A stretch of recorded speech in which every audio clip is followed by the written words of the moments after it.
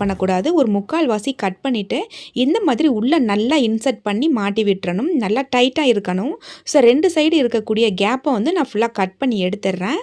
So இது வந்து நான் எதுக்கு வைக்கிறேன் அப்படின்னு சொல்லிட்டு நான் ஃபஸ்ட்டு இப்போ நான் ஆர்கனைஸ் பண்ணதை நான் காட்டிடுறேன். இப்போ பாருங்கள் எவ்வளோ நீட்டாக இருக்குது நம்ம ஆர்கனைஸ் பண்ணி வச்சது. ஸோ எப்படின்னு நான் சொல்கிறேன்.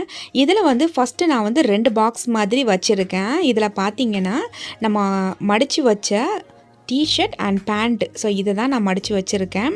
ஸோ இது வந்து கிஃப்ட் பேப்பரை வச்சு சைடில் நான் ஒட்டி வச்சுக்கிட்டேன். ஸோ ஒரு சைடு மட்டும்தான், ஏன்னா வெளியில் தெரிகிற மாதிரி இருக்குது. சைடில் வந்து நான் ஒட்டலை. ஸோ ஃப்ரண்ட்டில் மட்டும்தான் ஒட்டி வச்சுருக்கேன். ஸோ நான் சொன்ன மெத்தட்லேயே நான் பேண்ட்டை மடித்து வைக்கும்போது ரொம்ப குட்டி குட்டியாக வந்துருச்சு. அதனால நிறையவே என்னால் வைக்க முடிஞ்சுது. ஏன்னா இந்த அட்டைப்பெட்டிக்குள்ளே பார்த்தீங்கன்னா டிஷர்ட்டை வந்து நான் சேம் அதே மாதிரி நான் மடித்து வச்சுருக்கேன். ரொம்ப சின்ன சின்னதாக இருந்ததால் அதிகமான அளவு டிஷர்ட் வந்து என்னால் வைக்க முடிஞ்சது. ஸோ நமக்கு ஸ்பேஸுமே அதிகமான அளவு ஸ்பேஸ் நமக்கு